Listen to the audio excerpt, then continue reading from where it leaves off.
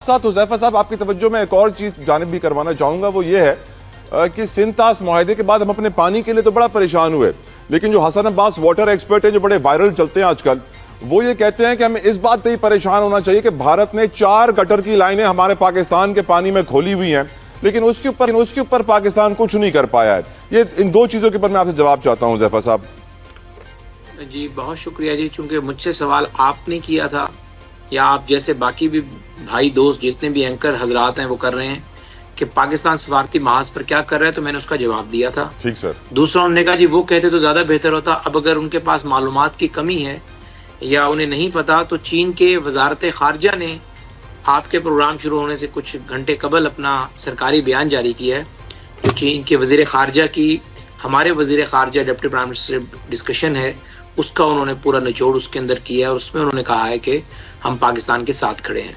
बाकी जो ज़ाहिर है जिन ममालिक का मैंने आपको नाम लिया, ज़ाहिर है उन ममालिक में ने अपने अपने मुल्कों में ज़ाहिर स्टेटमेंट भी जारी किया होगा, बात भी की होगी, लेकिन चूँकि मेरा काम है कि मैं हुकूमत के एक तर्जमान के हैसियत से आपको वो सही मालूमात फराहम करूँ जो हमारी दुनिया के डिफरेंट डिप्लोमेट से बातचीत हो रही है, जो दुनिया के डिप्लोमेट हमारे साथ खड़े हुए हैं।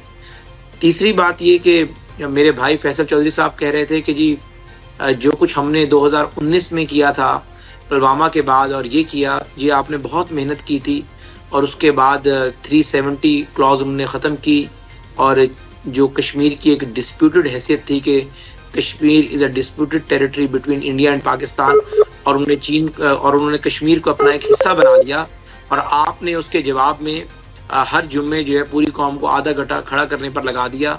कोई ना नेशनल सिक्योरिटी काउंसिल की मीटिंग की, ना इस तरह का रिएक्शन दिया, ना कोई डिप्लोमेसी की। मैं ये बातें नहीं करना चाहता था।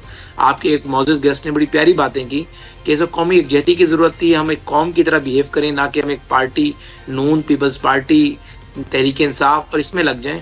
लेकिन चूंकि उन्होंने इतने बड़े इल्जामात लगा दिए थे तो बड़ा ज़रूरी था कि रिकॉर्ड की दुरुस्ती के लिए मैं सबका जवाब दूँ। तीसरी बात थी कि अभी आपने फरमाया कि और आपने कोई बात की है, मैंने कहा था सर पाकिस्तान के पानी में भारत ने 4 गटर की लाइनें खोली हुई हैं, उसके ऊपर तो आवाज उठाएं प्लीज। बिल्कुल इसके ऊपर देखें जी, ये बिल्कुल बड़ी उन्होंने बात की। देखें जब वो सिंध तास मुआहदा खत्म करने पर आ गया, अगर भारत अपनी तरफ ये सारे काम करे और ये सारी फैक्चुअल बातें बिल्कुल ठीक है, इसको हम अपने दोस्त ममालिक से भी उठा रहे हैं और हमने वाजे अपना एक स्टांस लिया है कि पानी की बंदिश, पानी की खराबी या इस तरह की गटर की लाइंस आप वो करेंगे तो ये जंग के मुतरादिफ होगा और पाकिस्तान इसमें कंप्रोमाइज नहीं करेगा। हमारे पीटीआई वाले साथी ने हुज़ैफा साहब ये भी कहा कि नवाज शरीफ साहब ने खामोशी इख्तियार की है। वो मैं इसका जवाब बिल्कुल दे रहा हूँ। देखिए पहली बात तो ये है कि मैं यहाँ पर जो भी बात कर रहा हूँ आप ये समझें कि मियाँ नवाज शरीफ की इजाजत और मियाँ नवाज शरीफ की मर्जी से कर रहा हूँ। करेक्ट। वज़ीर आज़म शहबाज शरीफ ने जो भी एक्शन किया वो छोटे भाई हैं मियाँ नवाज शरीफ के, पार्टी के सदर मियाँ नवाज शरीफ हैं और हम सब पार्टी का हिस्सा हैं, तो मियाँ नवाज शरीफ की मर्जी से और मियाँ नवाज शरीफ साहब के पास कोई सरकारी ओहदा मौजूद नहीं है। इस तरह ज़ाहिर है हुकूमत को लीड शहबाज शरीफ साहब कर रहे हैं, उन्होंने टिकाकर बात की। मरियम साहिबा की बात की तो मरियम के ज़ाहिर है बड़े करीबी अंकल कहें, अजीज कहें, जो भी आप कहें, सागडार साहब वज़ीर खारजा हैं, वो डट कर बात कर रहे हैं। अगर PMLN मरकज़ में पावर में ना होती और सूबे में PMLN की हुकूमत होती और फिर हमारी तरफ इस तरह की बात ना आ रही तो बात जचती थी। मुझे आप ये बताएं कि आप कहते हैं कि मीठा मीठा हबब कड़वा कड़वा तो आप कहते हैं कि हमारा यानी आपका कुत्ता कुत्ता हमारा कुत्ता टॉमी। आज आप हिलजुल भी होती है तो आप टक करके बानी तहरीक इंसाफ अपने ट्विटर हैंडल से इतने बड़े बड़े बयान जारी कर देते हैं, मशरकी पाकिस्तान की वीडियोस लगा देते हैं, PTI अपनी ऑफिशियल हैंडल से ट्वीट्स करना शुरू कर देती है। एक बानी तहरीक इंसाफ ने अपने ऑफिशियल हैंडल से गो बाहर से ऑपरेट किया जा रहा है और उनकी इंस्ट्रक्शंस पर ऑपरेट किया जाता है। ये जब से कशीदगी शुरू हुई है 3 से 4 मुलाकातें हो गई है। एक मुलाकात में भी क्या बानी ने ये पैगाम भिजवाया बाहर कि मेरा हैंडलर जो ऑपरेट किया जा रहा है अमेरिका से पाकिस्तान में तफरीक डालने के लिए, अफवाज के खिलाफ ट्वीट करने के लिए, हुकूमत पे क्रिटिसाइज करने के लिए, मुल्क में इंतशार फैलाने के लिए तो वो हैंडलर यूज हो सकता है। एक क्या ये ट्वीट इन्होंने किया है कि हम मोदी को कंडेम कर रहे हैं या भारत के सेक्शन को कंडेम कर रहे हैं या इसराइली लॉबी जो भारत को सपोर्ट करे उसको हम कंडेम कर रहे हैं। इन्होंने अगर ये बात ना की होती मैं कभी ये बात ना करता। हम बाहैसियत हुकूमत जो खारजा पॉलिसी है वो बनाना हुकूमत का काम है और ज़ाहिर है हुकूमत एक मोहतात अंदाज में बात करती है जिसका ज़ाहिर है हुकूमत ने सारे एंगल्स को देखना होता है। तो हुकूमत खारजा पॉलिसी बना रही है, हमारे वज़ीर खारजा डट कर बात करें। अभी भी मैं आपके टॉक शो में मौजूद हूँ, 2 मिनट पहले वज़ीर खारजा की भी गुफ्तगू खत्म हुई है नेशनल असेंबली में, उन्होंने भारत की ऐसी तैसी फेंक दी है। वज़ीर आज़म काकुल गए डिप्लोमेट्स के सामने, उन्होंने भारत की तितर बितर कर रख दिया। अब पंजाब की एक वजीर आला है भाई, उसकी नुमाइंदगी उसका यानी मरकज में उसका वजीर आजम है, मरकज में उसका वजीर खारजा है, वो टिका के कर रहे हैं। अगर मरकज में पीपल्स पार्टी की हुकूमत होती फिर हम पे कंपल्शन डबल हो जाती कि मियां नवाज शरीफ साहब या शहबाज साहब इस पे स्टैंड लें, बात करें। इस तरीके से आप हर मौके पे मुतनाज़ा बनाना, एक लीडरशिप पे तनकीद करना, मेरा अपना क्या स्टांस है, मेरा जाती स्टांस ये है कि पाकिस्तान में सियासत करने वाले, पाकिस्तान में सियासी जमात चलाने वाले सारे मुहिब वतन लोग हैं।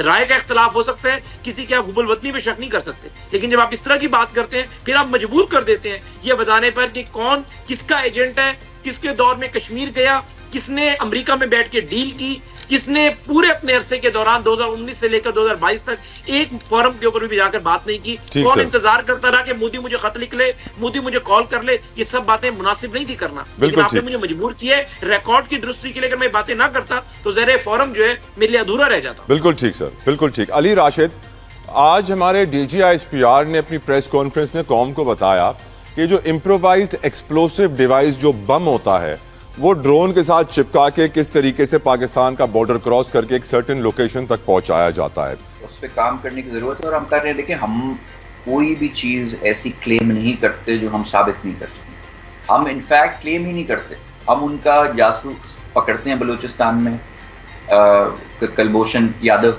फिर उसको प्रेजेंट करते हैं और फिर इल्ज़ाम लगाते हैं और उसकी फिर स्टेटमेंट भी जारी करते हैं कि उसने ये खुद चीज़ें एतराफ़ की, राइट। तो हमने तो कोई स्वीपिंग स्टेटमेंट्स नहीं दी। फिर ये हम पे हमला कश्मीर और उधर से करते हैं, हम इनका जहाज़ गिरा देते हैं, ये F-16 पता नहीं कौन सी फैब्रिकेट करते हैं, ना कुछ एविडेंस देते हैं कि हमने F-16 गिरा दिया। हम तो इनका बंदा पकड़ के TS फैंटास्टिक वाला उसका बयान लेके उसकी मेहमान नवाजी करके उसको वापस भेजते हैं। तो वी आर वेरी, देखिए वो कहते हैं ना, जो गरजते हैं वो बरसते नहीं। Similarly we are very sound and stable. हमें पता है किस टाइम पे वो आप जब भारत का जिक्र करें तो गरज बरस ना क्या करें, बोला करेंगे जो भौंकते हैं वो काटते नहीं। हाँ नहीं, मगर वो वफादार होते हैं, मैंने इसलिए एग्जाम्पल वफादार भी नहीं। तो ये सब चीजें तो अभी भी देखे ना, उस इंटरनल मैंने इम्पार्शियल इदारों को देखा, मैंने इंटरनेशनल मीडिया को देखा, हर कोई अभी एक सवालिया निशान इंडिया पे बना हुआ है कि भाई आपने ये इल्जाम लगाया है, आप बच्चे हैं, आप क्या हैं, छोटी बच्ची हैं, आप क्या हैं, मतलब कि आप कोई सबूत दें। और ये नकल के लिए भी अकल चाहिए।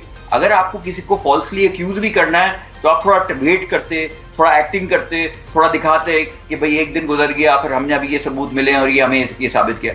1 घंटे के अंदर, मतलब आपकी कोई बॉलीवुड फिल्म में क्या ड्रामा होगा जो इंडियन मीडिया पे चल रहा है। मैं तो कोई फिल्म नहीं देखूं इंडियन, तो इंडियन मीडिया लगा के बैठ जाओ। अली, मैं कल बड़ा हैरान हुआ था जब मैंने परेश रावल की वीडियो देखी जिसमें वो कहता है कि मैंने अपना इलाज करने के लिए अपना ही यूरिन पीना शुरू कर दिया। तो वो पवित्र गाय माता का मूत्र तो पिया करते थे, अपना भी मूत्र पी रहे हैं। यकीनन भारतीय कौम का हाल क्या है। आज तो खबर अली राशिद साहब ये भी आई कि भारत के एक प्लाटून ने दूसरी प्लाटून के ऊपर गोलियां खोल दी, 5 बंदे सिख प्लाटून के मार दिए, आपस में भारतीय फौज लड़ पड़ी है।